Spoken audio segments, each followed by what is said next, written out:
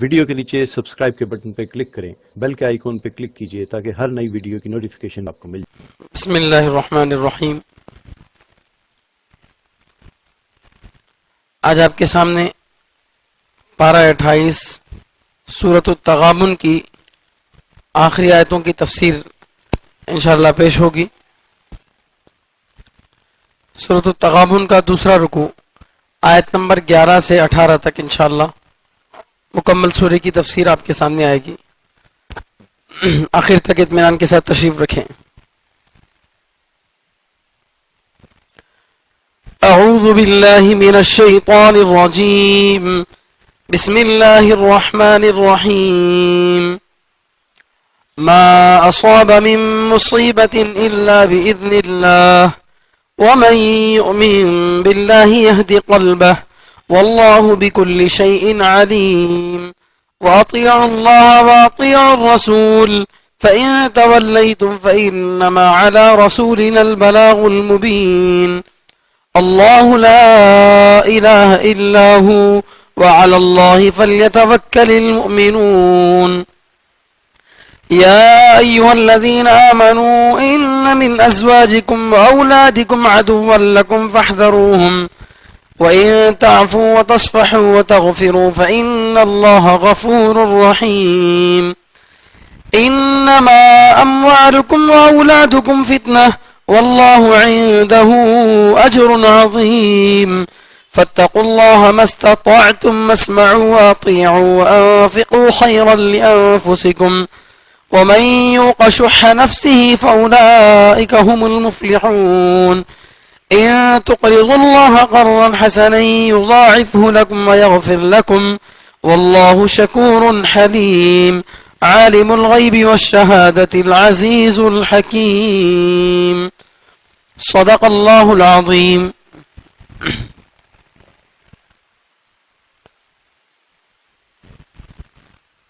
یہ سورۃ التغابن کا دوسرا رکوع ہے، 28واں پارہ۔ آج جو پڑھا گیا ہے، جو حصہ پڑھا گیا ہے، یہاں سے 3 پوپارہ شروع ہوتا ہے، آخر کا پوپارہ ہے یہ۔ اس سورہ میں 2 رکوع ہیں۔ پہلے رکوع کی تفسیر 2 جمعوں میں آپ کے سامنے آئی ہے۔ اس کا اگر خلاصہ بولنا چاہیں تو یہ بول سکتے ہیں، اللہ تعالیٰ پہلے رکوع میں یہ فرماتے ہیں کہ کفر انسان کو اللہ سے دور اللہ سے دور کر دیتا ہے۔ آدمی کافر بننے کی وجہ سے، اللہ کا انکار کرنے کی وجہ سے اللہ سے دور ہو جاتا ہے، اس کا ذکر آیا تھا۔ اب یہ جو دوسرا رکوع ہے، اس دوسرے رکوع میں اللہ تعالیٰ یہ بتاتے ہیں کہ جس طرح انسان کافر بن کر اللہ کا انکار کرنے کی وجہ سے اللہ سے دور ہو جاتا ہے اور نقصان اٹھاتا ہے، اسی طریقے سے کچھ اور چیزیں بھی ہیں جو اگرچہ کفر کو کفر تک نہیں پہنچاتی، جن کی وجہ سے آدمی کافر تو نہیں بنتا، مگر یہ چیزیں بھی انسان کو اللہ سے دور کر دیتی ہیں اور انسان کے لیے نقصان کا ذریعہ بنتی ہیں۔ اس کا ذکر اللہ تعالیٰ اس دوسرے رکوع میں کر رہے ہیں۔ وہ کیا چیزیں ہیں؟ ایک تو ہے مال، اس میں لگ کر آدمی اللہ سے غافل ہو جاتا ہے۔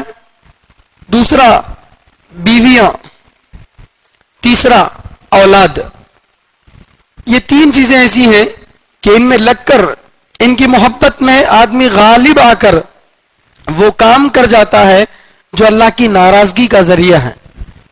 اگرچہ ان کی محبت سے آدمی کافر تو نہیں بنتا، مگر نقصان اس کا ضرور ہوگا۔ جیسے کفر کی وجہ سے نقصان ہوتا ہے، اسی طریقے سے مال کی، بیویوں کی اور اولاد کی محبت ضرورت سے زیادہ اگر آدمی کرے تو یہ چیز بھی، یہ محبت بھی آدمی کے لیے نقصان کا ذریعہ بنتی ہے۔ اس پورے رکوع میں اگر خلاصہ بیان کرنا چاہیں تو یہ ہے۔ دوسرے رکوع کے شروع میں اللہ تعالیٰ ایک اصولی بات بتا رہے ہیں جس سے انسان، خاص طور پر مسلمان، اپنے آپ کو بہت ہلکا محسوس کرتا، فری محسوس کرتا۔ وہ یہ ہے کہ دنیا میں جیسے کافر کو مصیبتیں آتی ہیں، ان کو بیماریاں آتی ہیں، اسی طریقے سے مسلمان کو بھی آتی ہیں. کافر کی بھی اولاد کا انتقال ہو رہا ہے بچپن میں، مسلمانوں کی بھی اولاد کا انتقال ہو رہا ہے، ان کی بھی تجارتوں میں گھاٹا ہو رہا ہے، ان کی بھی تجارت میں، مسلمانوں کی تجارت میں گھاٹا ہو رہا ہے. تو دنیا میں اگر دیکھا جائے تو نقصان میں مسلمان بھی کافر بھی دونوں کیا ہیں؟ برابر ہیں. تو کوئی یہ سوچ سکتا ہے کہ بھئی یہ جو نقصان ہو رہا ہے کیا یہ اللہ کا عذاب ہے؟ تو اس کا جواب دیا جا رہا ہے کہ ہر مصیبت عذاب نہیں ہوتی، ہر مصیبت عذاب نہیں ہوتی، بلکہ کچھ مصیبتیں عذاب ہوتی ہیں.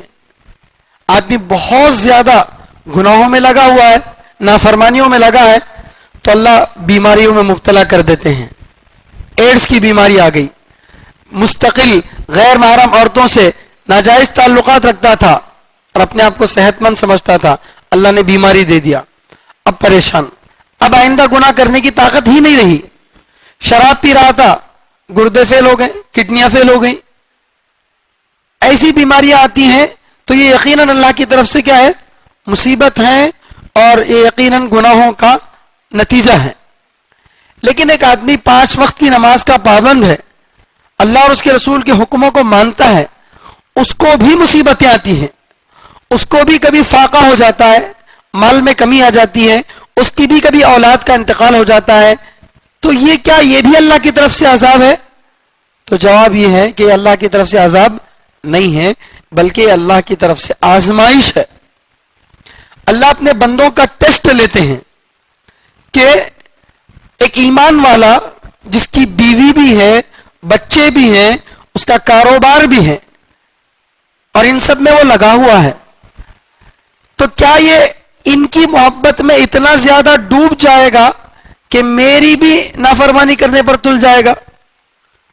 اذان ہو رہی ہے، دکان میں بیٹھا ہوا ہے، پھر بھی اپنے بیپار میں لگا ہوا ہے، نماز کے لیے نہیں آ رہا. بیوی کسی حرام کام کا حکم دے رہی ہے، بیوی کہہ رہی کہ داڑھی کٹا دو تم اچھے لگو گے، تو اس لیے شوہر کیا کر رہا؟ اس کی بات مان کر حرام کام کر رہا ہے. یا اولاد یہ باپ سے فرمائش کر رہی ہے کہ مجھے یہ چاہیے وہ چاہیے، تو ان کی خواہشوں کو پورا کرنے کے لیے سود کے کاروبار میں اتر گیا، لوگوں کو دھوکہ دینا شروع کیا. تو کیا آدمی ان کی محبت میں آ کر ناجائز اور حرام کاموں میں مبتلا ہوتا ہے، یا پھر اللہ کی محبت کو غالب رکھتا ہے؟ یہ امتحان لینا ہوتا ہے کس کو؟ ایمان والے کو. اللہ تعالیٰ ایمان والے کا امتحان لیتے ہیں. سمجھ میں آ گئی بات؟ تو مصیبتیں، پریشانیاں ہر وقت عذاب بن کر نہیں آتی، بلکہ بعض مرتبہ یہ اللہ کی طرف سے آزمائش بن کر آتی ہیں. اللہ ٹیسٹ لینا چاہتے ہیں کہ کیا ان کی محبت میں آ کر میری نافرمانی کرتا ہے، یا پھر مجھے جو ہے غالب رکھتا ہے. یہ اللہ تعالیٰ دیکھنا چاہتے ہیں. ایک بات تو یہ. دوسری بات یہ ہے کہ ایک وہ آدمی جو اللہ کو نہیں مانتا، اس کو نقصان پہنچتا ہے، اس کا پیر کٹ گیا، اس کے گھر میں کسی کی موت ہو گئی، اس کا گھر گر گیا، اس کا نقصان ہوا، تو وہ تو روتا ہی روتا رہتا ہے، اس کے علاوہ اس کو کوئی تسلی کا ذریعہ ہے ہی نہیں. لیکن ایک آدمی جو اللہ پر ایمان لاتا ہے اور یہ سمجھتا ہے کہ جو کچھ دنیا میں ہو رہا ہے وہ اللہ کی مرضی سے ہو رہا ہے، جو یہ عقیدہ رکھتا ہے، صرف الفاظ کی حد تک نہیں بلکہ دل میں یہ بات اس کے اتری ہوئی ہے کہ اللہ کی مرضی کے بغیر پتا بھی نہیں ہل سکتا، اللہ کی مرضی کے بغیر ذرہ برابر بھی دنیا میں تبدیلی نہیں آ سکتی. اگر مجھے مصیبت پہنچی ہے تو یہ اللہ کے فیصلے کی وجہ سے ہے. اگر اللہ اس مصیبت کو دینے پر راضی ہے تو چلو میں بھی راضی ہوں، میں بھی راضی ہوں. تو یہ وہ دوا ہے، وہ علاج ہے جو ایمان والے کو بڑی سی بڑی مصیبت میں بھی صبر پر کھڑا کر دیتا ہے. ایک چھوٹی سی مثال لے لیجئے. فلسطین کی اسرائیل کی جنگ ہو رہی ہے، ادھر سے یہودیوں کو بھی جو ہے جہنم میں پہنچایا جا رہا ہے، اور ادھر بہت سارے مسلمان بچے عورتیں شہید ہو رہی ہیں. لیکن آپ نے دیکھا ہوگا کہ یہاں پر ہزاروں کی تعداد میں لوگ شہید ہونے کے باوجود بھی وہ نہیں رو رہے ہیں, وہ گڑ گڑا نہیں رہے ہیں. آپ دیکھے ہوں گے چھوٹی 10 سال کی 9 سال کی بچی ہے, بھائی شہید ہوا ہے, باپ رو رہا ہے, تو بچی اپنے باپ سے کہتی ہے خلی خلی, چھوڑ دو اس کو, نال الشہادہ, اس نے شہادت کا اونچا مقام پا لیا. میرے بھائی پر کیوں رو رہے ہو ابا؟ رونے کی ضرورت نہیں ہے, میرا بھائی تو شہید ہوا, اللہ کی جنت میں اس کو جو ہے جگہ مل گئی. یہ بچی اپنے باپ کو کہہ رہی ہے. اور شوہر کا انتقال ہوا تو بیوی سہانے شوہر کے آ کر جو ہے شوہر کی پیشانی کو بوسہ دے کر یہ کہتی ہے دیکھو جی, دنیا میں تو زندہ رہتے وقت بھی ہر وقت میرے سے نیک کاموں میں آگے بڑھ کر کام کرتے تھے, مجھ سے زیادہ روزے رکھتے تھے, مجھ سے زیادہ تلاوت کرتے تھے, مجھ سے زیادہ صدقہ خیرات کرتے تھے. اب دیکھو شہادت میں بھی مجھ سے آگے نکل گئے, شہادت میں بھی مجھ سے آگے نکل گئے. خیر کوئی پریشانی کی بات نہیں ہے, میں رونے والی نہیں ہوں, آپ چلیے پیچھے میں آنے والی ہوں, آپ چلیے آپ کے پیچھے میں آ رہا ہوں. ہاں وہ جو 4 لڑکے تمہارے مجھ سے جو ہے پیدا ہوئے ہیں, ان 4 بچوں کا پہلے جنازہ پڑھاؤں گی, پھر میں بھی آؤں گی. ایک بچہ رات میں شہید ہو رہا ہے تو ماں رو کر باقی 3 بچوں کو اپنی گود سے پلو سے باندھ کر نہیں رکھتی ہے, بلکہ فجر میں پھر 3 بچوں کو بھیجتی ہے کہ جاؤ. اور اگر کوئی شوہر یا کوئی بچہ روزانہ صحیح سلامت واپس آتا ہے تو وہاں کی زمینی حقیقت میں آپ کو بتا رہا ہوں, ماں اپنے بچے سے کہتی ہے کہ بیٹے روزانہ تو واپس زندہ آ جا رہا ہے, کیا بات ہے, کیا تجھے شہادت کا شوق نہیں ہے, کہ اللہ کے راستے میں جانے کا, شہید ہونے کا تجھے شوق نہیں ہے؟ یہ ماں جب کہتی ہے تو بیٹا جا کر اپنے ذمہ داروں سے کہتا ہے کہ امیر صاحب مجھے کسی ایک جگہ بھیج دیجئے, میں جا کر شہید ہونا چاہتا ہوں. ایک جگہ لڑائی لڑنے کے لیے 10-20 لوگوں کی ضرورت ہے, 100-200 لوگ جو ہے ہاتھ اٹھا رہے ہیں کہ ہم جا کر لڑیں گے. قرآن اندازی کرنا پڑتا ہے, قرآن ڈالنا پڑتا ہے کہ کس کو بھیجنا ہے. پھر قرے میں کسی کا نام نکلتا ہے تو دوسرا آدمی اس سے کہتا ہے کہ بھائی تو اس سے پہلے ایک جنگ میں گیا تھا, میرا اب تک نام ایک مرتبہ بھی نہیں آیا, میرا وہ جو انگور کا باغ ہے وہ میں تجھے دے دیتا ہوں, میرا گھر میں تیرے نام لکھ کر دے دیتا ہوں, بس تیری جگہ مجھے جانے کا موقع دے, تیری جگہ مجھے جانے کا, شہید ہونے کا موقع دے. یہ کہہ کر شہادت کو نوش کر رہے. اور جب ان کو مصیبت پہنچتی ہے تو مٹھائی بانٹ رہے ہیں, ایک گھر کے 14 لوگ شہید ہو گئے, ایک آدمی بچ گیا, ایک آدمی بچ گیا, 14 کے 14 شہید ہو گئے. تو وہ چاکلیٹ کا بڑا ڈبہ لے کر لوگوں میں بانٹتا پھر رہا ہے خوشی سے کہ اللہ تعالیٰ نے میں پورے گھرانے کو اللہ نے قبول کر لیا, میرا پورا گھرانہ مسجد اقصی کی حفاظت کے لیے اللہ نے قبول کر لیا. اس سے بڑی بات کیا ہو سکتی ہے؟ سبحان اللہ. ایک طرف تو یہ حالت ہے, اور وہاں پر ذرہ برابر اسرائیل میں کسی کو مار رکھتا ہے, ذرہ برابر ان کے گھر کو خروش پہنچتی ہے, اتنا رونا کہ اس کی کوئی حد نہیں ہے. کیوں؟ اس لیے کہ اللہ تعالیٰ فرماتے ہیں کہ ان تصیبہم حسنۃ, اللہ تعالیٰ فرماتے ہیں وترجون من اللہ ما لا یرجون, کہ مصیبت تو تم کو بھی پہنچی, مصیبت تو ان کو بھی پہنچی, مگر تم میں ان میں فرق یہ ہے کہ تم کو اللہ کی طرف سے جنت کا وعدہ ہے, مغفرت کا وعدہ ہے. ان کے لیے کوئی وعدہ نہیں ہے. ان کو تو معلوم ہے زندگی بھر ہم نے سود کھایا, زندگی بھر مظلوموں کو ہم نے مارا, زندگی بھر لوگوں کی زمینیں ہڑپی, اب مرنے کے بعد تو جہنم میں ہی جانا ہے. تو لہٰذا ان کے پاس کوئی مرتے وقت سکون سے مرنے کا ذریعہ نہیں ہے, اور یہاں پر شہید ہو رہا ہے, اور شہادت اس لیے خوشی خوشی سے اپنے گلے کو لگا رہا ہے کیونکہ مجھے مرنے کے بعد, مرنا تو ایک دن ہے, جنت ابھی جلدی مجھے جنت میں جانے کا موقع ملے گا, یہ سوچ کر جو ہے مصیبتوں کو گلے لگا رہے. یہ ہے مومن اور کافر کے درمیان فرق. جس وقت امت موت سے محبت کرنے لگے گی اللہ کی مدد آئے گی, اور جب موت سے نفرت کرنے لگے گی, ایک ہے فطری طور پر آدمی ایکسیڈنٹ سے بچنا, کرنٹ کے وائر کو ہاتھ لگانے سے بچنا, یہ تو ضروری ہے, جان بوجھ کر ہونا بول کے کرنٹ موٹر میں ہاتھ ڈال رہا ہے, کیا بولتا مر جاؤ بولی بول کر, یہ نہیں, تو وہ تو بچنا ہے. لیکن یہاں پر موت کا جو تذکر آ رہا ہے کہ اگر اللہ اور اس کے رسول کے لیے ہم کو اپنی جان دینے کی ضرورت پڑے تو پیچھے نہیں ہٹنا ہے.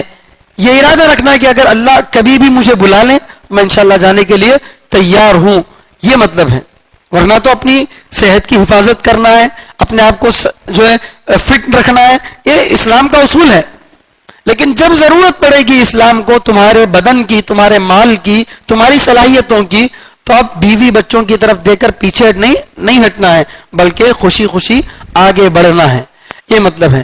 تو یہ مصیبت کا اصول اللہ تعالیٰ بتا رہے ہیں, ما اصاب من مصیبت, کوئی مصیبت کوئی پریشانی نہیں پہنچتی ہے الا مگر باذن اللہ, اللہ کی اجازت سے. کوئی مصیبت نہیں پہنچتی ہے مگر اللہ کی اجازت سے, اللہ کے حکم سے. چاہے مالی مصیبت ہو, جسمانی مصیبت ہو, کسی بھی طرح کی کوئی مصیبت ہو, چاہے مصیبت مسلمان کو پہنچے چاہے غیر مسلم کو پہنچے, ہر مصیبت کس کی طرف سے آتی ہے؟ اللہ کی طرف سے آتی ہے. قل کل من عند اللہ, ہر مصیبت اللہ کی طرف سے آتی ہے. یہ جب آدمی سوچتا ہے ایمان والا کہ اگر میرے گھر میں کوئی پریشانی آئی ہے تو انسان ہونے کے ناطے رونا آئے گا, تھوڑی دیر دل کو تکلیف ہوگی, لیکن پھر آدمی فوراً اپنے آپ کو سنبھال لیتا ہے کہ بھئی ایک نہ ایک دن مر کر سب کو بھی اللہ کے پاس جانا ہے, تو آج تمہاری باری ہے کل ہماری باری ہے. یہ سوچ کر آدمی اپنی مصیبت پر صبر کر لیتا ہے. تو یہ اللہ تعالیٰ فرماتے ہیں ما اصاب من مصیبت, کوئی مصیبت نہیں پہنچتی ہے الا باذن اللہ, مگر اللہ کی اجازت سے. ومن یؤمن باللہ, اور جو کوئی اللہ پر ایمان لائے, اللہ کو دل سے مانے, یہدی قلبہ, اللہ اس کے دل کو راہ دکھاتے ہیں, اللہ اس کے دل کو جو ہے راستہ دکھاتے ہیں. راستہ دکھانے کا مطلب کیا ہے؟ اگر کوئی آدمی سچے دل سے اللہ کو مانتا ہے تو پھر اللہ اس کے دل کو مطمئن کر دیتے ہیں. مصیبتیں تو اس کو بھی پہنچیں گی لیکن وہ ان مصیبتوں میں پریشان نہیں ہوگا, حیران نہیں ہوگا, رونا گڑ گڑانا نہیں کرے گا. ہاں وقتی طور پر انسان ہونے کے ناطے رو بھی سکتا ہے, لیکن اس کو سکون اور قرار آ جائے گا کہ یہ اللہ کی مرضی سے ہوئی, یہ چیز اللہ کی مرضی سے. ایک اللہ والے فرماتے ہیں دنیا میں جو کچھ ہو رہا وہ میری مرضی سے ہو رہا ہے, دنیا میں جو کچھ ہو رہا وہ میری مرضی سے ہو رہا ہے. تو کسی نے کہا کتنا بڑا دعویٰ ہے, کیا ساری دنیا کی چیزیں آپ کی مرضی سے ہو رہی ہیں؟ تو انہوں نے کہا میں یہ اس لیے کہہ رہا ہوں کیونکہ میں نے اپنی مرضی کو اللہ کی مرضی کے تابع کر دیا, اپنی مرضی کو اللہ کی مرضی کے تابع کر دیا. اس انا کو اس انا میں کر فنا, اس انا کے معنی عربی میں میں, اس انا کو اس انا میں کر فنا, میں کچھ نہیں ہوں سب کچھ اللہ ہے. یہ اگر آدمی سوچ لے گا تو پھر دنیا میں جو کچھ ہو رہا وہ میری مرضی سے ہو رہا ہے, کیونکہ اللہ کی مرضی میری مرضی ہے. اللہ کی مرضی کے خلاف میں جانے والا نہیں ہوں. اگر اللہ مجھے تکلیف دینے پر راضی ہے تو پھر میں بھی راضی ہوں. اگر جنگ احد میں رسول اللہ صلی اللہ علیہ وسلم کے دندان مبارک شہید ہوتے ہیں, حضرت حمزہ رضی اللہ تعالیٰ شہید ہوتے ہیں, اس پر اللہ راضی ہے تو رسول اللہ بھی راضی ہے. ایسا نہیں ہے کہ اللہ تو نے کیوں ایسا کیا, نبی علیہ السلام نے کبھی ایسا نہیں کہا, کبھی کسی صحابی نے ایسا نہیں کہا. اگر ہماری کامیابی پر آپ راضی ہیں تو ہم بھی راضی ہیں, اگر وقتی طور پر ہماری شہادت پر آپ راضی ہیں تو ہم بھی آپ کے فیصلے پر راضی ہیں. یہ وہ علاج ہے جو ہر مصیبت سے انسان کو نکالتا ہے. تو اس لیے آدمی کو کیا کرنا چاہیے؟ اپنی مصیبتوں میں, اپنی پریشانیوں میں اللہ کو یاد رکھنا چاہیے کہ جو کچھ میرے ساتھ ہو رہا ہے وہ اللہ کی مرضی سے ہو رہا ہے. تو پھر انسان کی بڑی سے بڑی مصیبتیں آسان ہو جاتی ہیں.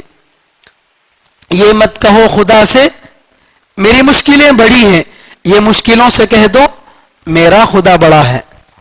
تو اللہ سے یہ نہیں بولنا کہ اللہ میری مصیبتیں بڑی ہیں, بلکہ مصیبتوں سے بول دو کہ تم چھوٹے ہو, میرا خدا بڑا ہے. تو یہ آدمی کی جب دل کے اندر ایک کیفیت ہوتی ہے تو پھر بڑی بڑی مصیبتیں جھیلنا اس کے لیے آسان ہو جاتا ہے. تو جو کوئی اللہ کو دل سے مانتا ہے تو اللہ اس کے دل کو راستہ دکھاتے ہیں, یعنی اس کے دل کو اللہ کیا کرتے ہیں؟ مطمئن کرتے ہیں. وہ حیران اور پریشان نہیں ہوتا دل اس کا, بلکہ وہ سمجھتا ہے کہ اللہ راضی ہے میں بھی راضی ہوں، رضا بر قضا، اللہ کے فیصلے پر میں بھی راضی ہوں. واللہ بکل شیء علیم، اور اللہ ہر چیز کو خوب جاننے والے ہیں. اللہ نے تو کہہ دیا کہ مصیبت اللہ کی طرف سے پہنچتی ہے، سننے والوں نے سن لیا، بولنے والے نے بول دیا، لیکن جب عمل کی باری آتی ہے، جب مصیبت پہنچتی ہے تو کون صبر کرتا ہے یہ اللہ جانتے ہیں، اور کون سن کر انسنی کر کے پھر پریشانی میں کسی کا انتقال ہو گیا تو اللہ معاف فرمائے. عورتیں بولتی ہیں کہ اللہ کو معراج بچہ ملا تھا کیا، اللہ کو معراج مرد ملا تھا کیا. ایسے الفاظ آدمی کو کفر تک پہنچا دیتے ہیں. تو یہ امانت کس کی تھی؟ اللہ کی تھی، اللہ نے لے لیا. ہم کو کیا حق پہنچتا ہے اللہ سے شکایت کرنے کا؟ ہاں تکلیف پہنچتی ہے، آنکھوں سے آنسو گراؤ. رسول اللہ صلی اللہ علیہ وسلم بھی اپنے بیٹے کے انتقال پر آپ کو جو ہے صدمہ پہنچا تھا، تکلیف ہوئی تھی. تو انسان ہونے کے ناطے تکلیف پہنچتی ہے، مگر یہ کہنا اللہ کو معراج بچہ ملا تھا کیا، بعض یہاں تک بولتی نعوذ باللہ اللہ کے آنکھیں پھٹ گئے تھے کیا، نعوذ باللہ. ایسے الفاظ جو ہے سننے کو ملتی ہیں. تو اس کا مطلب ان کے دل میں پکا ایمان نہیں ہے، کیونکہ ذریعہ مصیبت آئی تو فوراً کیا ہو جاتا آدمی، پریشان ہو جاتا. تو یہ نہیں ہونا چاہیے. اس لیے آدمی کو ماحول کی ضرورت ہے. یہ جو دل کی جو کیفیت بنتی ہے یہ بغیر قربانی کے گھر میں بیٹھے تو نہیں بنتی. اس کے لیے ماحول میں جانا پڑتا، آدمی کو اللہ والوں کے ساتھ بیٹھنا پڑتا، کچھ وقت مسجد کے ماحول میں گزارنا پڑتا، تب جا کر یہ کام ہوتا. جیسے گلاس میں پانی رکھا ہوا ہے، تھوڑا سا دھکا دو پانی تھوڑا گر جاتا، بڑا دھکا دو تو پوری گلاس کا پانی لڑک جاتا، گلاس خالی ہو جاتی. وہی گلاس اٹھا کر آپ فریزر میں رکھ دو تھوڑی دیر کے لیے، 2-4 گھنٹے کے لیے رکھ دو، اب وہ برف بن گیا. اب پوری گلاس کو لڑکاؤ، اس میں سے ایک قطرہ پانی نہیں گرتا. کیوں؟ اس لیے کہ پہلی والی گلاس کو ماحول نہیں ملا تھا، دوسری والی گلاس کو ماحول مل گیا. اس لیے آدمی کو قرآن اور حدیث کے ماحول میں، اللہ والوں کے ماحول میں، علماء اور مسجد کے ماحول میں رہنا چاہیے. تو پھر یہ کیفیت پیدا ہوتی. ورنہ آدمی اگر ان سب سے دور رہے گا تو مصیبت آئی تو فوراً اللہ سے شکایت کرے گا. واللہ بکل شیء علیم، اللہ ہر چیز کو خوب جاننے والے ہیں کہ کون مصیبت پر صبر کرتا ہے اور کون نہیں کرتا، سب اللہ جاننے والے ہیں. وَأَطِيعُوا اللَّهَ وَأَطِيعُوا الرَّسُولَ، اور اے ایمان والو تم اللہ کی مانو اور رسول کی مانو. اللہ کی مانو اور رسول کی مانو. اللہ کو ہم سب مانتے ہیں، رسول اللہ صلی اللہ علیہ وسلم کو ہم سب مانتے ہیں. یہ بڑا کمال نہیں ہے، یہ بڑا کمال نہیں ہے. اللہ کو ماننا، رسول کو ماننا یہ کوئی بڑا کمال نہیں ہے. اللہ کی ماننا، رسول کی ماننا یہ بہت بڑا کمال ہے. سونیا گاندھی جو ہے وہ ایک مرتبہ حضرت مولانا اسد مدنی صاحب رحمۃ اللہ علیہ کے سامنے یہی جملہ بولی تھی کہ میں اللہ کو مانتی ہوں. تو حضرت نے کہا اللہ کو ماننے سے کام نہیں چلے گا، اللہ کی ماننا پڑے گا. اللہ ہے یہ ماننا، اللہ کو ماننا ہے، اور اللہ جیسا بولے ویسا زندگی گزارنا یہ اللہ کی ماننا ہے. تو اللہ کیا فرماتے ہیں؟ وَأَطِيعُوا اللَّهَ، اللہ کی مانو، اللہ کی اطاعت کرو. وَأَطِيعُوا الرَّسُولَ، صرف اللہ کی نہیں بلکہ رسول کی بھی، اللہ کے رسول کی بھی بات مانو. اب یہاں پر بھی اللہ تعالیٰ بتا رہے ہیں، پچھلی آیت سے اس آیت کا تعلق کیا ہے کہ نیکیوں کو کرنا، اللہ اور اس کے رسول کی اطاعت کرنا، یہ بھی انسان کے لیے قسم کی مصیبت بنتی. بھئی صبح میں سردی کے دنوں میں فجر کے لیے آنا کوئی آسان کام ہے؟ نہانے کی ضرورت پڑ گئی، نماز کا وقت ہو رہا ہے، ٹھنڈا پانی نہانا ہے، آسان کام نہیں ہے، تھوڑی تکلیف ہوتی ہے. لیکن اللہ کی ماننے والا ہوگا، رسول کی ماننے والا ہوگا تو ہر چیز کو قربان کرے گا، پھر فوراً اللہ کی نماز کے لیے حاضر ہو جائے گا. تو اللہ پچھلی آیت سے اس آیت کا تعلق رکھے ہیں کہ جب تم یہ سمجھو گے کہ اللہ ہی سب کچھ جو کرنے والے ہیں تو پھر اللہ کی تم مانو گے بھی، اللہ اور اس کے رسول کی تم مانو گے. اچھا اگر کوئی اللہ اور اس کے رسول کی اطاعت نہیں کرتا، اللہ اور اس کے رسول کی بات نہیں مانتا تو کیا ہوگا؟ اللہ آگے فرماتے ہیں فَإِن تَوَلَّيْتُمْ، اگر تم منہ موڑ دو گے، اللہ اور اس کے رسول کی بات نہیں مانو گے. اللہ کہہ رہے ہیں حی علی الصلاۃ، نماز کو آؤ، حی علی الفلاح، کامیابی کی طرف آؤ. تو میں کہہ رہا ہوں نہیں آتا، زبان سے تو نہیں بول رہا ہوں، عمل سے دکھا رہا ہوں گھر میں ہی بیٹھ کے. تو ایسا اگر کرتے ہیں تو منہ موڑتے ہیں تو اللہ فرماتے ہیں اس میں رسول اللہ صلی اللہ علیہ وسلم کا کوئی نقصان نہیں ہے. کیوں؟ اس لیے کہ رسول کی ذمہ داری ہاتھ پکڑ کر مسجد میں لانے کی نہیں ہے. رسول اللہ صلی اللہ علیہ وسلم کی ذمہ داری کیا ہے؟ کھلے طریقے سے لوگوں تک پیغام پہنچانا، دعوت پہنچانا، ان کے کان تک بات پہنچانا. نماز فرض ہے، یہ پہنچانا نبی کا کام ہے. اب گھر سے اٹھا کر مسجد میں لا کر صف میں کھڑا کرنا یہ رسول کا کام نہیں ہے. تو رسول نے تو اپنا کام کر دیا، کھلے طریقے سے آپ کو سمجھا دیا، 1 سے 4 مرتبہ 4 طریقے سے سمجھا دیا، ان کا کام تو ہو گیا. لہذا رسول کا کوئی نقصان نہیں ہے. اللہ کا نقصان ہو سکتا کیا؟ سوال اتنے پیدا ہوتا. کوئی نافرمانی کر کے اللہ کو کیسے نقصان پہنچا سکتا ہے؟ پہنچا سکتا ہے؟ نہیں پہنچا سکتا. لیکن نقصان کس کا ہوگا؟ پھر اپنا ہوگا. اسی لیے اللہ تعالیٰ فرماتے ہیں فَإِن تَوَلَّيْتُمْ، اللہ اور اس کے رسول کی اطاعت نہیں کرو گے، اللہ اور اس کے رسول کی بات نہیں مانو گے، منہ موڑ لو گے، فَإِنَّمَا عَلَى رَسُولِنَا الْبَلَاغُ الْمُبِينُ، تو اس کے سوا کچھ نہیں کہ ہمارے پیغمبر پر تو کھلا کھلا پہنچا دینا ہے. پہنچانے کی ذمہ داری ہمارے پیغمبر کی تھی، انہوں نے پہنچا دیا، تو لہذا ان کا کوئی نقصان نہیں ہے اور اللہ کا بھی کوئی نقصان نہیں ہے. اس لیے اللہ نے اپنا نقصان کا ذکر نہیں کیا. تو پھر نقصان کس کا ہوا؟ عقل مند پر چھوڑ دیا اللہ تعالیٰ نے. نقصان کس کا ہوتا وہ نہیں بولے، چھوڑ دیا اللہ تعالیٰ. کیا سمجھنے کے اتنی بات تو سمجھ میں آتی ہے کہ نقصان کس کا ہوگا. اللہ لا الہ الا ہو، اللہ نہیں ہے کوئی معبود سوائے اس کے.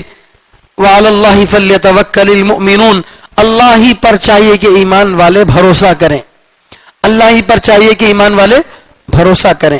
اپنے ہر عمل میں اللہ تعالیٰ پر آدمی کو کیا کرنا چاہیے؟ بھروسہ کرنا چاہیے. یا ایھا الذین آمنوا ان من ازواجکم واولادکم عدوا لکم فاحذروہم وان تعفوا وتصفحوا وتغفروا فان اللہ غفور رحیم. آگے وہ بات ہے جو میں نے شروع میں بتایا تھا کہ انسان جیسے کفر میں مبتلا ہو کر اللہ سے دور ہو جاتا ہے، نقصان اٹھاتا ہے، اسی طریقے سے اپنی بیوی کی محبت میں لگ کر، اپنے بچوں کی محبت میں لگ کر بھی آدمی اللہ سے دور ہو جاتا ہے اور اللہ جو ہے نقصان اٹھاتا ہے. یہ الگ بات ہے کہ ان کی محبت آدمی کو کافر نہیں بناتی، مگر نقصان تو دونوں جگہ ہو رہا ہے. تو اس کو اللہ تعالیٰ جو ہے عملی طور پر منافق جو ہوتا ہے اس کی نفاق کی وجہ کیا؟ آدمی عملی طور پر دل سے تو زبان سے تو جو اقرار کر رہا اللہ اور اس کے رسول کا، لیکن عمل کیوں نہیں کر رہا؟ تو عمل نہ کرنے کی بہت ساری وجہ ہو سکتی ہیں. ایک تو معلوم ہی نہیں آدمی کو عمل کرنا ضروری ہے، بلکہ یا معلوم ہے کوتاہی ہے، سستی ہے. ایک وجہ یہ ہے کہ آدمی عمل کرنا چاہ رہا لیکن بیوی کی محبت آڑ آ رہی ہے یا پھر اولاد کی محبت آڑ آ رہی ہے. اس کی وجہ سے آدمی کیا کرتا ہے؟ فرض پر عمل کرے بغیر حرام میں مبتلا ہو جاتا ہے. تو اللہ تعالیٰ اسی لیے فرماتے ہیں کہ یا ایھا الذین آمنو، اے وہ لوگ جو ایمان لائے، ان من ازواجکم، یقیناً تم میں سے کچھ بیویاں، تمہاری کچھ بیویاں، واولادکم، اور تمہاری کچھ اولاد، عدو لکم، تمہارے لیے دشمن ہیں. اے ایمان والو، یقیناً تم میں سے کچھ لوگوں کی بیویاں اور کچھ لوگوں کے بچے تمہارے لیے کیا ہے؟ دشمن ہے. دشمن کس اعتبار سے؟ دشمن کیا چاہتا ہے؟ ہمارا نقصان ہو جائے، یہی چاہتا ہے. اور اگر کوئی بیوی اپنے شوہر کو فرض نماز پڑھنے سے روکتی ہے، حلال کمانے سے روکتی ہے، تو پھر گویا وہ اپنے شوہر کو جہنم میں جلانے پر راضی ہے. اب جہنم میں جلنے سے اس کا فائدہ نقصان ہے. تو جس طرح دشمن اس کا نقصان چاہتا ہے ڈائریکٹ، یہ انڈائریکٹ اس کا کیا کر رہے ہیں؟ نقصان چاہ رہے ہیں. تو اس فرض سے روک کر جہاد میں جانا، اللہ کے راستے میں نکلنا فرض تھا، اس سے کیا کر دیا اس نے؟ روک دیا. تو پھر ایسی صورت میں فرض سے روک کر یہ کیا بن گئے؟ گنہگار بن گئے. تو لہذا اس لیے اللہ تعالیٰ کیا فرماتے ہیں؟ یہ تمہارے لیے دشمن ہیں. مگر جسے دشمن سے بچنا چاہیے، اسی طرح سے اللہ فرماتے ہیں فاحذروہم، ان سے تم بچو، ان سے ذرا الرٹ رہو، احتیاط کرو. ایسی بیوی جو آپ کو فرض سے روکے، حرام میں مبتلا ہونے کی دعوت دے، ایسی بیوی سے تم کیا کرو؟ بچو. ایسی اولاد سے بھی تم کیا کرو؟ بچو. اب بچنے کا مطلب کیا؟ جسے دشمن کو قتل کر دیتے ویسا قتل کر دینا کیا ان کو؟ نہیں، ویسا نہیں ہے.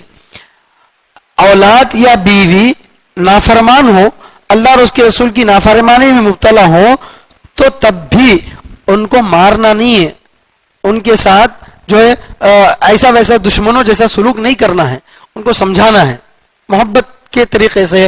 خود سے نہیں سمجھتی ہیں تو کسی اور سے سمجھاؤ، دین کی مجلسوں میں بٹھاؤ، ان کو بار بار دینی حلقوں میں جوڑو. آپ کی بات اثر نہیں کرتی، کسی اور کی اثر کرے گی. بہت مرتبہ ایسا ہوتا ہے کہ ایک ہی بات انہوں نے کہا اثر نہیں ہوا، انہوں نے کہا اثر ہو گیا. ایسا بہت ہوتا ہے.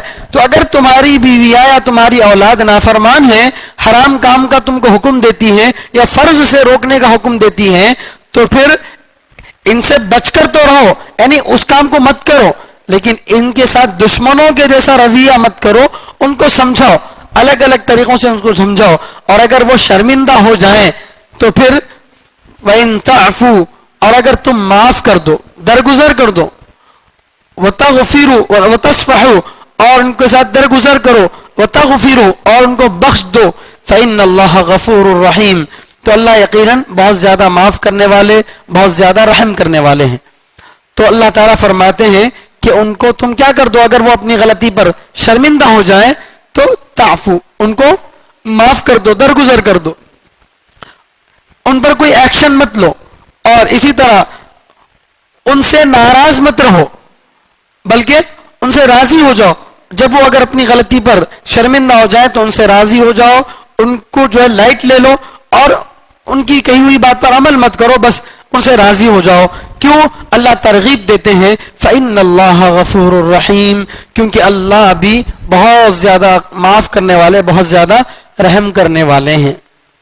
اگر تم ان کو معاف نہیں کرو گے، اللہ اگر سوچو تھوڑی دیر کے لیے، تم سے بھی تو کوئی گناہ ہو سکتا ہے نا. تمہاری بیوی یا تمہاری اولاد سے گناہ ہو گیا، اس لیے تم ان کو معاف نہیں کر رہے ہو. چلو تھوڑی دیر کے لیے مان لو تم بھی تو کوئی گناہ کرے ہوگے. اگر تمہارے گناہ کو اللہ معاف کرنے سے انکار کر دے تو کیا ہوگا تمہارا؟ اللہ اگر معاف کرنے کو چھوڑ دے، پکڑ کرنے پر آ جائے، تو کیا کوئی بچ سکتا ہے؟ وَلَوْ يُؤَاخِذُ اللَّهُ النَّاسَ بِمَا كَسَبُوا مَا تَرَكَ عَلَى ظَهْرِهَا مِن دَابَّةٍ. اللہ فرماتے ہیں اگر اللہ پکڑنے پر آ جائے تو دنیا میں کوئی ذرہ یا کوئی رینگنے والا بھی نہیں بچے گا. کوئی بچ نہیں سکتا اللہ کی پکڑ سے. اللہ تعالیٰ کیا کر رہے ہیں؟ تمہاری ہزار غلطیوں کے باوجود تم کو معاف کر رہے نہیں کر رہے، تو تم بھی کیا کرو؟ اپنی بیویوں کو اور اپنی اولاد کو معاف کر دو، ان سے راضی ہو جاؤ، ان کو سمجھا بجھا کر، اللہ کی نافرمانی نہیں کرنا سمجھا کر ان کو لے کر چلو. فَإِنَّ اللَّهَ غَفُورٌ رَحِيمٌ، کیونکہ اللہ تعالیٰ بہت زیادہ معاف کرنے والے، بہت زیادہ رحم کرنے والے ہیں. بعض جاہل قسم کے لوگ ایسے ہوتے ہیں کہ کسی نیک کام سے بیوی روکتی ہے تو نعوذ باللہ طلاق کا حکم دے دیتے ہیں، طلاق دے ڈالو. یہ علاج تھوڑی ہے اس کا. اللہ تعالیٰ بول رہے ہیں ایسا نہیں بول رہے. ہاں بھائی، نفس سے طلاق جائز ناجائز وہ الگ بات ہے، لیکن اس وجہ سے کہ بھائی میری بیوی فلاں غلط کام کا حکم دے رہی اس لیے میں اس کو چھوڑ دوں گا، نہیں، یہ اس کا علاج نہیں ہے. اس کو سمجھاؤ بجھاؤ، پوری کوشش اپنے والی کر لو، ضرور انشاءاللہ اس کے دل کو اللہ تعالیٰ پھیریں گے. پھر آگے اللہ تعالیٰ فرماتے ہیں انما اموالکم واولادکم فتنہ، اس کے سوا کچھ نہیں کہ تمہارے مال اور تمہاری اولاد آزمائش ہیں. تمہارے مال اور تمہاری اولاد آزمائش ہے. یہاں میڈم کو چھوڑوا لے، اوپر میڈم کا تذکرہ آیا تھا، ازواج، ازواج کے معنی بیویاں. یہاں اموال، مال کا ذکر آ رہا، اولاد کا ذکر آ رہا، لیکن یہاں کس کا ذکر نہیں آ رہا؟ میڈم کا ذکر نہیں آ رہا، بیویوں کا ذکر نہیں آ رہا. کیوں؟ اس لیے کہ مان لو اگر کوئی بہت زیادہ سر کا درد بن چکی ہے تو ہمیشہ جھیلنے کی ضرورت نہیں ہے، رخصت کر سکتے ہیں اس کو. لیکن اولاد سے کیسے چھٹکارا پاؤ گے؟ بھئی ایک عورت ہماری آج سے پہلے بیوی نہیں تھی، نکاح ہوا، بیوی بن گئی، تو کیا مرتے دم تک بیوی بن کر رہنا ضروری ہے کیا؟ یہ رشتہ ختم نہیں ہو سکتا کیا؟ ختم ہو سکتا ہے. وہ خود خلا لے لے، تم خود اس کو طلاق دے دو، یہ رشتہ ایک نہ ایک وقت میں ختم ہو سکتا ہے. لیکن اولاد تمہارے نطفے سے پیدا ہو جانے کے بعد کیا اس کو انکار کر سکتے؟ نہیں کر سکتے.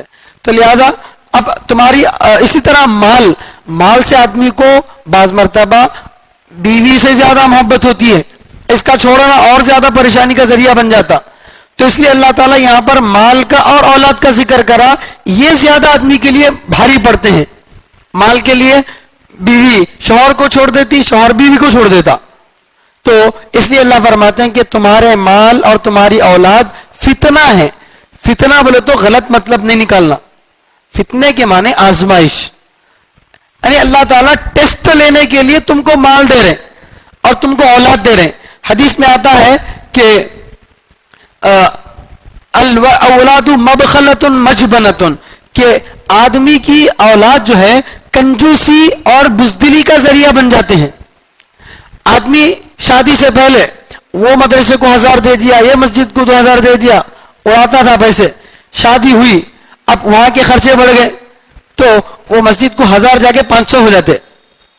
پھر اولاد ہوئی تو 500 جا کے 100، پھر 2-3 بچے ہو گئے تو 10 روپے میں آ جاتا. اب کئی کو پہلے خرچ کرنے کے لیے کوئی اور نہیں تھے، اب ذرا خرچے بڑھتے گئے، بچے کی اسکول، گھر کا کرایہ، کھانا پینا، جو لگتا گیا آدمی کیا بن جاتا، خرچ کرنا کم کر دیتا. اسی طرح پہلے سنگل تھا، کالج کے بچوں کو دیکھو کیسا گاڑی چلاتے ہیں، زر زر زر زر، گویا گھر میں بول کے آگے ہمیں آتے نہیں گھر کو واپس بول کو، ایسا کر رہے ہیں. ان کی جب شادی ہو جاتی، ان کی بیگم ان کے گھر میں ان کا انتظار کرتی رہتی. اب ویسا چلاتے کیا؟ اب نہیں چلاتے. کئی کو بولتے دل میں ڈر رہا تھا، میرے کو کیا تو ہو گیا تو میری بیوی کا کون، میرے بچوں کو کون دیکھ لینا، تو ہے نہیں. تو اولاد انسان کو کنجوس بنا دیتی اور بزدل بنا دیتی. اس لیے کیا ہے، یہ آزمائش ہے، فتنہ ہے. تو فتنہ ہے بول کے ان کو باہر کو بھگانا نہیں ہے، بلکہ اللہ تعالیٰ یہ فرماتے ہیں یہ آزمائش کا ذریعہ ہے، یہ تمہارے لیے ایگزام ہے. اللہ تعالیٰ یہ دیکھنا چاہتے ہیں کہ زکوٰۃ کا حکم آیا تو مال کی محبت میں تم زکوٰۃ دیے بغیر اپنے پاس مال رکھ لیتے یا زکوٰۃ دے دیتے، یہ دیکھنا چاہ رہے ہیں اللہ. تمہارا چھوٹا بچہ قرآن کو لات مارا تو نہیں بولے بیٹا بول کو پپی کرتے، لے بیوقوف قرآن کو لات مار رہا ہے بول کو ڈانٹتے. کیا کرتے بچے کو، کیا کرتے، ڈانٹتے. کتنا بھی پیارا بچہ رن دے، قرآن کو لات مارا تو باپ کے دل میں غیر معمولی غصہ آ جاتا. یہ اس بات کی دلیل ہے کہ اللہ کی محبت اس کے اندر غالب ہے. یہ اس بات کی دلیل ہے کہ اللہ کی محبت اس کے اندر غالب ہے. تو یہی مقصد ہے، محبت تو ان سے کرنا ہے، لیکن جب آزمائش کا موقع آ جائے، انہیں کی بول کے جب بات آ جائے تو اب کیا ہے، کس کی محبت غالب رہنا، اللہ کی محبت غالب رہنا. اگر ایسا ہے تو پھر ٹھیک ہے، ان سے محبت کرو. نہیں، اگر آزمائش کے موقع پر تم یہاں اللہ کا پلڑا کم کر کے وہاں کا پلڑا بھاری کر دے رہے تو پھر یہ تمہارے لیے جہنم میں جانے کا ذریعہ بنیں گے اور یہ اللہ سے دوری اور نقصان کا ذریعہ بنیں گے. جیسے کفر جو ہے اللہ سے دوری اور جہنم میں جانے کا ذریعہ بنتا ہے. یہ الگ بات ہے کہ کفر سے ہمیشہ جہنم میں جائے گا اور اس کی وجہ سے ہمیشہ جہنم میں نہیں جاتا. واللہ عندہ اجر عظیم، اور اللہ کے پاس بہت بڑا بدلہ ہے، ثواب ہے. یعنی اگر آزمائش میں آدمی کھڑا اتر جائے تو اللہ تعالیٰ فرماتے ہیں کہ اس میں تمہارے لیے آزمائش ہے اور بچو گے تو اللہ کے پاس بہت بڑا بدلہ تم کو ملے گا، ثواب بھی ملے گا. فاتقوا اللہ ما استطعتم، چنانچہ تم اللہ سے ڈرو جتنا تم کر سکو، جتنا تم سے ہو سکے اتنا اللہ سے ڈرو. اللہ سے ڈرنے کا مطلب کیا؟ جیسے شیر سے ڈرتی، جیسے کرنٹ کے وائر سے ڈرتی، ایسا ڈرنا نہیں. یہ جان کے خطرے سے ڈرنا ہوا، یہاں پر وہ ڈرنا مراد نہیں. اللہ سے ڈرنے کا مطلب جیسے بیٹا اپنے باپ سے ڈرتا ہے، اس وجہ سے نہیں کہ باپ میرے کو گلا کاٹ ڈالتا، میرے کو زندہ کھا جاتا، نہیں، بلکہ ادب کہ ان کا اتنا میرے اوپر احسان ہے، ان کے سامنے میں کیا کرتا ہوں، ادب کے ساتھ بیٹھ جاتا ہوں. یہ جب چلیں تو میں ان کے پیچھے رہوں گا، ان سے آگے نہیں بڑھوں گا. یہ ہے باپ کا ڈر. یا اسٹوڈنٹ اپنے استاد سے کیا کرتا ہے، ڈرتا ہے. ایک مرید اپنے پیر سے ڈرتا ہے. یہ کیوں ڈرتے ہیں کہ کہیں مجھ سے ایسا کوئی کام نہ ہو جائے جس سے یہ ناراض ہو جائے. یہ کہاں ناراض ہو جاتی ہیں کہ بول کے ڈر ہوتا. یہ والا ڈر مراد ہے اللہ سے ڈرنے کا. اللہ سے ڈرو کا مطلب کانپ لینا نہیں، سردی میں کانپے سر کا، وہ نہیں، بلکہ یہ سوچنا کہ کہیں مجھ سے ایسا کام نہ ہو جائے کہ جس سے اللہ کیا ہو جائے، ناراض ہو جائے. تو فاتقوا اللہ، اللہ سے ڈرو، مستطعتم، جتنا تم کر سکتے ہو.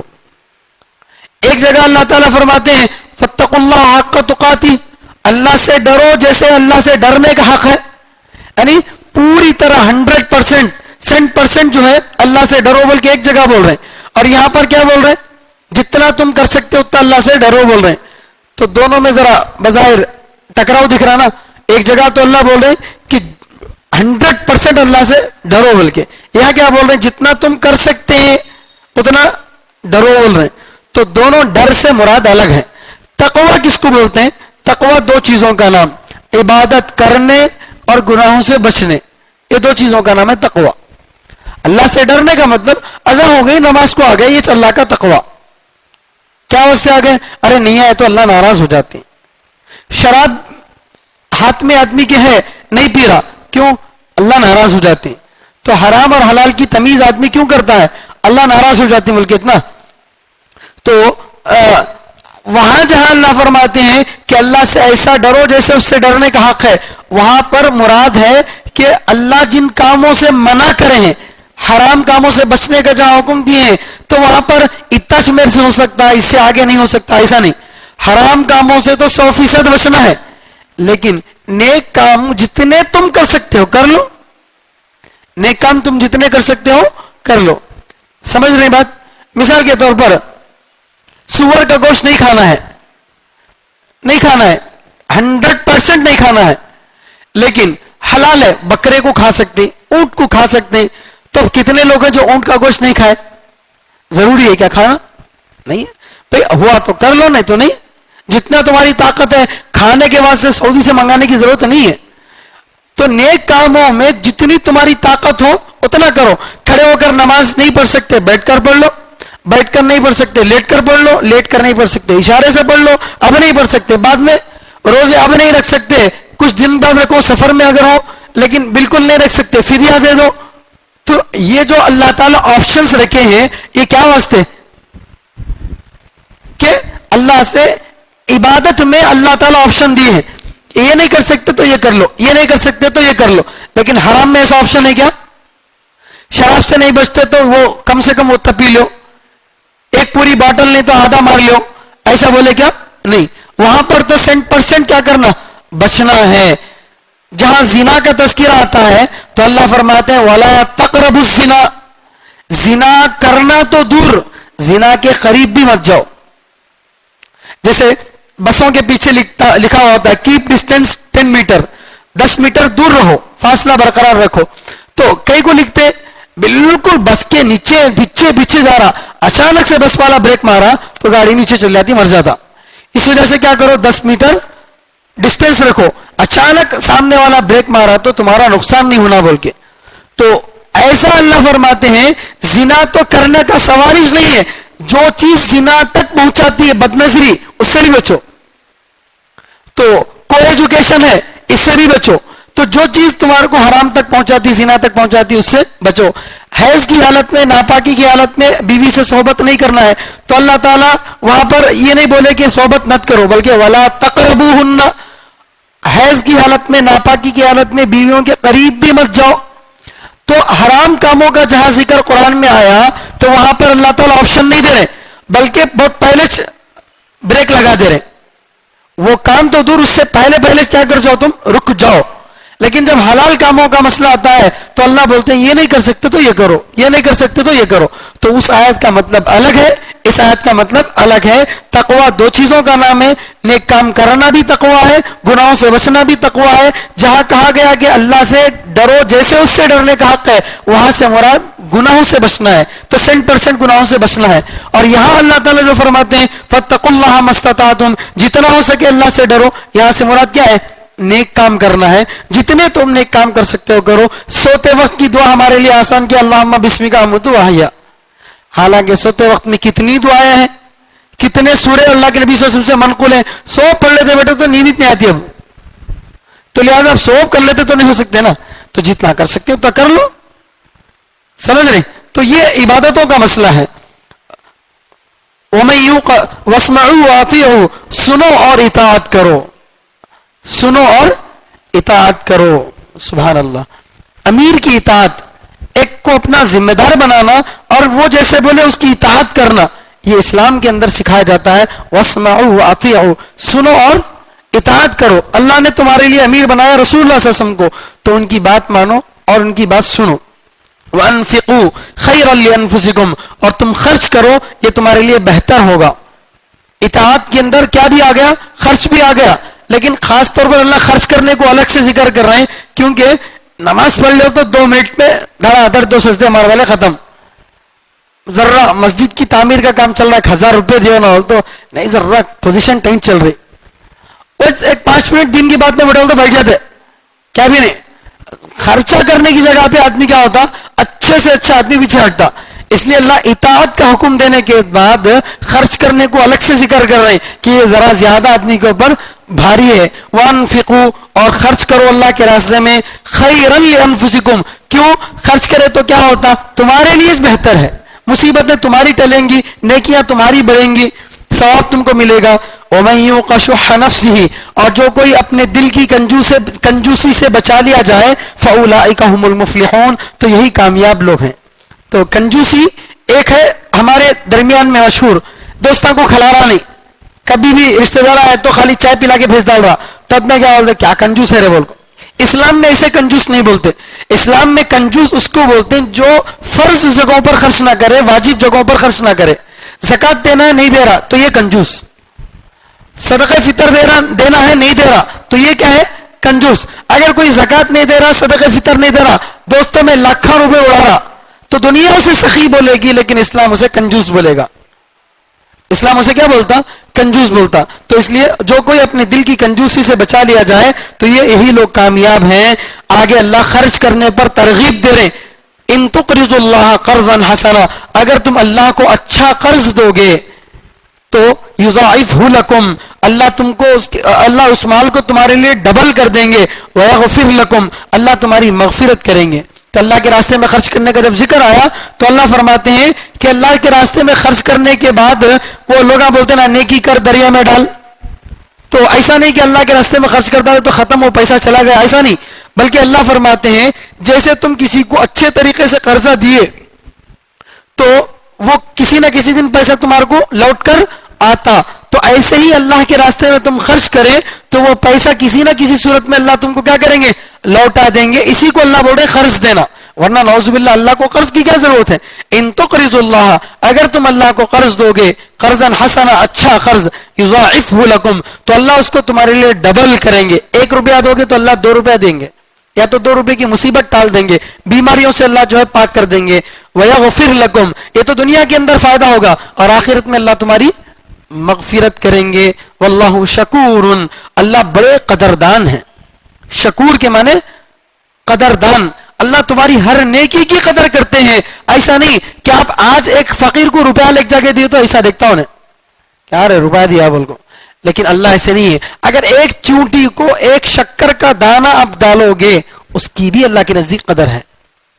1 روپیہ تو چھوڑیے، ایک دانہ بھی اگر شکر کا آپ چونٹی کو ڈالو گے ثواب سمجھ کر، اللہ کی نزدیک اس کی بھی قدر ہے. واللہ شکور، اللہ بڑے قدردان ہیں.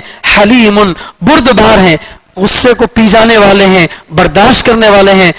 نیکی کرے تو فوراً قبول کر لے رہے، گناہ کرے تو فوراً پکڑ نہیں کر رہے. گناہ کرتے جو آدمی کے ہاتھوں پاؤں گر جاتے کیا نہیں ہوتا، اللہ ڈھیل دے رہے. نیکی کرتے اس قبول کر لے رہے، لیکن گناہ کرنے کے بعد آدمی کو اللہ ڈھیل دے رہے. آج نہیں تو کل توبہ کر لیتا بول کے. عالم الغیب والشہادہ، اللہ کیسے ہیں؟ ہر چھپی اور موجود حاضر باتوں کو سب کو جاننے والے ہیں. وہ العزیز، زبردست ہیں. الحکیم، بڑے ہی حکمت والے ہیں. یہ اللہ تعالیٰ کی صفات ہے. انہی باتوں پر یہ سورہ مکمل ہو رہا ہے. اللہ تعالیٰ سے دعا ہے کہ اللہ تعالیٰ ہم سب کو کہنے سننے سے زیادہ عمل کرنے کی توفیق عطا فرمائے. سبحان اللہ و بحمدہ، سبحانک اللہم و بحمدک، ونشہد ان لا الہ الا انت ونستغفرک ونتوب الیک.